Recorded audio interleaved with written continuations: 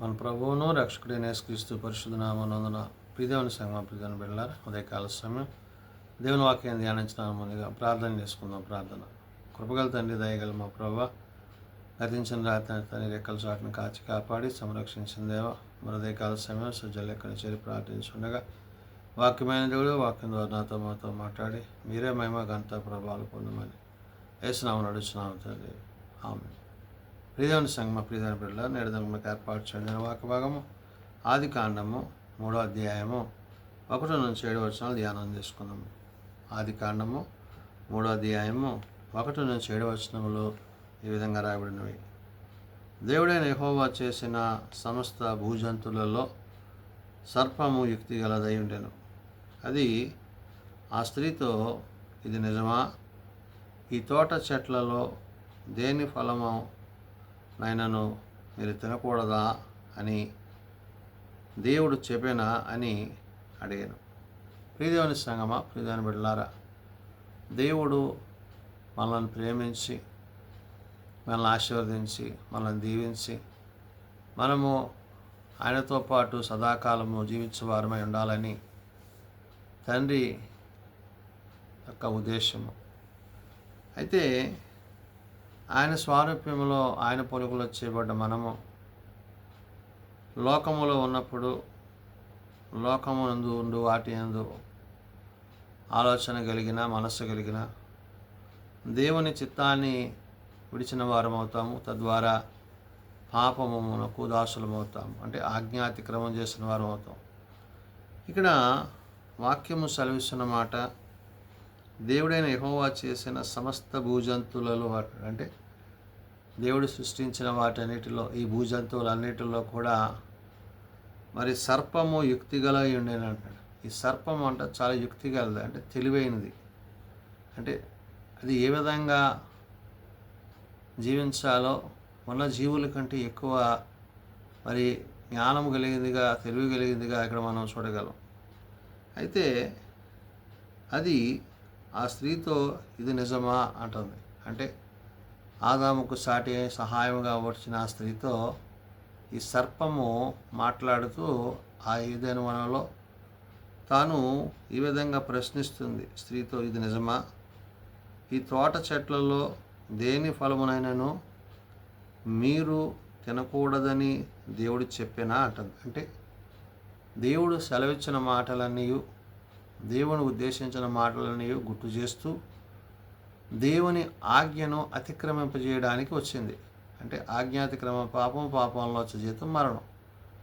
తాను పలికిన మాటకు, తాను చెప్పిన మాటకు, సర్పము యొక్క మాటలకు మరి ఆదాముకు సాటి అయిన స్త్రీ ఆ మాటలలో బందీ అయింది. కాబట్టి ఇక్కడ ఏమంటుంది? స్త్రీతో ఇది నిజమా? ఈ తోట చెట్లలో దేని ఫలమునైనను మీరు తినకూడదని దేవుడు చెప్పేనా అని అడిగాను అన్నాడు. అంటే దేవుడు చెప్పింది మీరు విని గైకొంటే దేవుని బిడ్డలు అవుతారు. ఇక్కడ దేవుడు చెప్పాను అనే విషయాన్ని ఈ యొక్క సర్పము గుర్తు చేసినప్పుడు మరి ఆ సర్పము యొక్క మాటలకే తాను లోబడింది తప్ప దేవునికి మాటలకు లోపడలేదు అంటూ ఏమంది? అందుకు స్త్రీ, ఈ తోట చెట్ల ఫలములలో మేము తినవచ్చును అంటుంది. అంటే దేవుడు మమ్మల్ని తినమన్నాడు, ఆయన మాకు ఇచ్చాడు, ఇవన్నీ మేము తినడానికి మాకు అధికారం ఉంది అని చెప్తూ, అయితే తోట మధ్య ఉన్న చెట్టు ఫలములను గురించి దేవుడు మీరు చావకుండానట్లు వాటిని తినకూడదనియు వాటిని ముట్టకూడదనియు చెప్పానని సర్పంతో చెప్తుంది స్త్రీ. ఏమని? అయితే తోట మధ్య ఉన్న చెట్టు ఫలములను అంటాడు. అంటే తోట మధ్యలో ఒక చెట్టు ఉంది, ఆ ఫలాలు ఇచ్చే చెట్టు. అయితే దాని దగ్గరికి మీరు వెళ్ళొద్దు, దాన్ని తినొద్దు, దాన్ని తింటే మీరు చనిపోతారని కూడా దేవుడు తెలియజేశాడు. ఆ విషయాన్ని స్త్రీ చెప్తుంది. తోట మధ్య చెట్ల ఫలములను గురించి దేవుడు మీరు చావకుండానట్లు వాటిని తినకూడదని, అంటే అది తింటే మీరు చస్తారు. చావకుండా ఉండాలంటే ఆ చెట్టు ఫలాలను మీరు తినకూడదని దేవుడు చెప్పిన విషయాన్ని గుర్తు చేస్తూ వాటిని ముట్టకూడదని చెప్పానని సర్పముతో అని. అంటే అవి ముట్టద్దు, తినొద్దు, ఆ చెట్టు ఫలాల దగ్గరికి మీరు వెళ్ళొద్దు అనే విషయాన్ని, దేవుడు చెప్పిన విషయాన్ని మరి ఈ స్త్రీ ఆ యొక్క సర్పానికి వివరిస్తుంది. అందుకు సర్పము, మీరు చావనే చావరు అంటుంది. అంటే మీరు చస్తారు అన్న మాటనే ఇక్కడ సర్పం తీసుకుని ఆ యొక్క స్త్రీతో అంటుంది, మీరు చావనే చావరు. అంటే ఏంటి? మీరు అది తింటే చస్తారని దేవుడు అన్నాడు, కానీ మీరు చావరు అంటుంది. అంటే దేవుని మాటను అతిక్రమింప చేయడానికి స్త్రీతో తాను సంభాషించిన సంభాషణలో ఆ మాటలు స్త్రీకి తెలియజేసి మీరు చావనే చావరని చెప్పింది. అయితే అక్కడ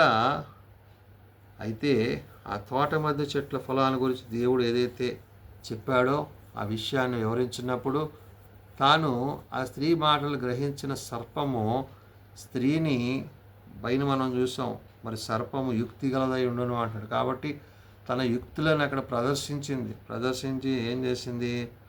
అందుకు సర్పము, మీరు చావనే చావరు, ఎలాగనగా మీరు వాటిని తిరుదినమున అంటుంది. అంటే మీరు ఎప్పుడైతే తింటారో ఏమవుతారు? మీ కన్నులు తెరవబడుననియు మీరు మంచి చెడ్డలను ఎరిగిన వారై దేవతల వలె ఉందిరనియు దేవునికి తెలియనని స్త్రీతో చెప్పింది. ఏమంటుంది ఇక్కడ సర్పం? మీరు అవి తిన్నప్పుడు చావరు కానీ ఏమవుతుంది? మంచి చెడ్డలు ఏంటో మీకు తెలుస్తాయి. అంటే అది తినడం వల్ల మంచి చెడ్డలు తెలుస్తాయి. తద్వారా మీరు ఏమవుతారంట? దేవతల వల్ల, అంటే దేవుని కంటే గొప్పవారైపోతారు అనే విషయాన్ని, ఒక అభద్రతాభావాన్ని స్త్రీకి ఆ యొక్క సర్పము తెలియజేసింది. అందుకే మీరు చావనే చావరు, ఎలానగా మీరు వాటిని తినదనమున మీ కనులు తెరవబడుననియు అంటే తిన్న వెంటనే వాళ్ళ కళ్ళు ఏమైనా తెలిసింది, వారి పరిస్థితి ఏంటో, వారి స్థితి ఏంటో వాళ్ళు గ్రహించి మీరు మంచి చెడ్డలను ఎరిగిన వారై దేవతల వలె ఉందరు అంటుంది. అంటే ఇక్కడ ఏముంది? మోసం చేసింది తన కుయుక్తితో. తిన్నప్పుడు మీ కనులు తెరవబడతాయి, తర్వాత మీకు ఏమవుతుంది అంటుంది? మంచి చెడ్డలు తెలుసుకునే స్థితి కలుగుతుంది అని చెప్పి దేవునికి తెలియనని స్త్రీతో చెప్పారు. అంటే ఈ విధంగా ఆ సర్పము తన కుయుక్తి చేత మరి ఆదాముకు సాటి అయిన స్త్రీని ఆ విధంగా మాట్లాడుతూ, స్త్రీ ఆ వృక్షఫలము ఆహారమునకు మంచిదియు కన్నులకు అందమైనదియు వివేకమిచ్చు రమ్యమైనదియు నై ఉండునట్ట చూచినప్పుడు ఆమె దాని ఫలములలో కొన్ని తీసుకొని తిని తనతో పాటు తన భర్తకు ఇచ్చెను, అతడును తినెను. ఎప్పుడైతే ఈ స్త్రీ యొక్క ఆలోచన, ఈ సర్పం చెప్పిన విషయాలన్నీ ఆ స్త్రీ గమనించిందో, అయితే దేవుణ్ణి కంటే గొప్పవారంగా మనం చేయబడతాము, దేవతల వల్ల మనం అయిపోతాం. కాబట్టి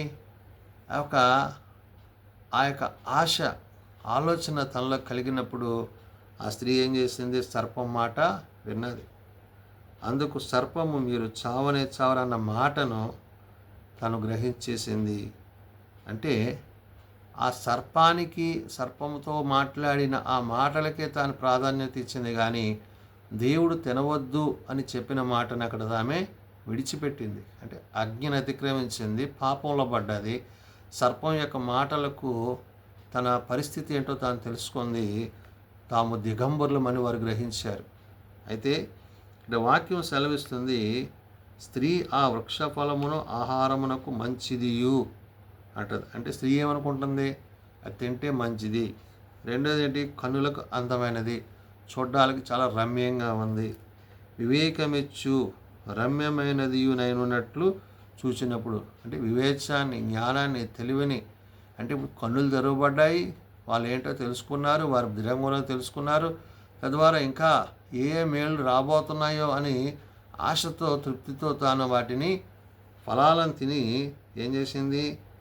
చూచినప్పుడు ఆమె దాని ఫలములలో కొన్ని తీసుకొని తిని తనతో పాటు తన భర్తకు ఇచ్చెను, అతడును కూడా తినెను. ఇప్పుడు భర్తకు కూడా ఇచ్చింది తీసుకెళ్ళి. అంటే తన కన్నులు తెరవబడ్డాయి, తనకి ఇవన్నీ తెలిసిపోయినవి, ఏది మంచి చెడ్డలో తెలిసిపోయినాయి, తన దిడంగంలో తెలిసిపోయింది. ఆ విషయాన్ని తన భర్తకి ఇచ్చినప్పుడు, తన కూడా తిన్నప్పుడు వారి పరిస్థితి ఏమై ఉన్నదో చెప్తున్నాడు. అప్పుడు వారిద్దరూ కన్నులు తెరవబడెను, వారు తాము దిగంబరులమని తెలుసుకొని అంజూరపు ఆకులు కుట్టి తమకు కచ్చడములుగా చేసుకొండ్రి. అంటే వారి యొక్క స్థితి ఏంటంటే ఆ ఫలం తినడం ద్వారా వారు పాపంలో పడ్డారు. దేవుని ఆజ్ఞ అతిక్రమించారు. ఆజ్ఞాతిక్రమం పాపము, పాపంలో వచ్చే జీతము మరణం.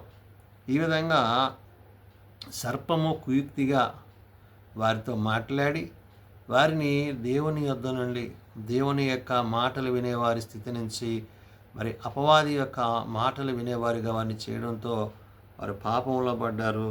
వారు దిగంబరులని తెలుసుకున్నారు. వారి దేహాలు, ఒకరి దేహాలు ఒకరు చూచినప్పుడు ఆ పాపం అనేది వారిలో కలగడం ద్వారా వారు ఏం చేశారంట, వారు తాము దిగంబరులమని తెలుసుకొని అంజూరపు ఆకులను కుట్టి తమకు కచ్చడములుగా చేసుకొని అంటున్నారు. అంటే ఆ అంజూరు ఆకులు వాటిని తీసి వాటిని కచ్చడాలు అంటే వాటిని వస్త్రాలుగా ధరింపజేసుకుని వాటిని ధరించారు. ఇదని బిడ్డలారా, వాక్యము సెలవిస్తుంది, ఆజ్ఞను అతిక్రమించకూడదు. ఆజ్ఞాతిక్రమం పాపము. దేవుడు ముందుగానే తెలియజేశాడు, ఇవన్నీ తినండి, కానీ ఆ చెట్టు మధ్య అంటే తోట మధ్య ఉన్న చెట్టు ఫలాన్ని మీరు తినొద్దు, దాని జోలికి వెళ్ళొద్దు, దాన్ని ముట్టొద్దు అని దేవుడు చెప్తే ఆ మాట వీళ్ళు వినకుండా మరి సర్పం యొక్క మాట విని మరి పాపంలో పడి ఉన్నారు. కాబట్టి నేడు ఆజ్ఞను అతిక్రమించక దేవుడు చెప్పిందని మనం చేసినట్లయితే మనం జీవించగలుగుతాము. కానీ ఆ విధంగా జీవించాలంటే మనం వాక్యానుసారంగా బ్రతకాలి అనే విషయాన్ని పరిశుద్ధాత్మ దేవుడు ఉదయకాల సమయాన్న గుర్తు చేస్తున్నాడు. ప్రార్థన చేసుకుందాం. ప్రేమ నమ్మకం కలిగిన మా తండ్రి, కృప కలిగిన దేవ, అవును నాయన, నిన్ను బట్టి, నీ మాటను బట్టి జీవించుటకు, నీ వాక్యమును బట్టి బ్రతుకుటకు నీ సహాయము మాకు నాకు దయచేయండి అయ్యా.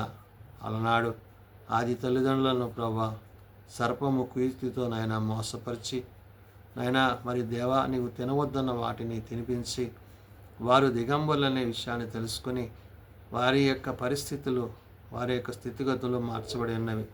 నిన్ను అతిక్రమించారు, నీ ఆజ్ఞను అతిక్రమించారు. కాబట్టి నాయన జీవంలో ఉండవలసిన వారు మరణాన్ని కొని తెచ్చుకున్నారు. కాబట్టి నాయన నేడు మేము నీ వాక్యమును విని విశ్వసించి నీవు చేయవద్దని వాటిని విడిచి నువ్వు చేయమని వాటిని చేయుటకు నీ సహాయం దయచేయండి. బలహీనలను బలపరచండి, రోగులను స్వస్థపరచండి.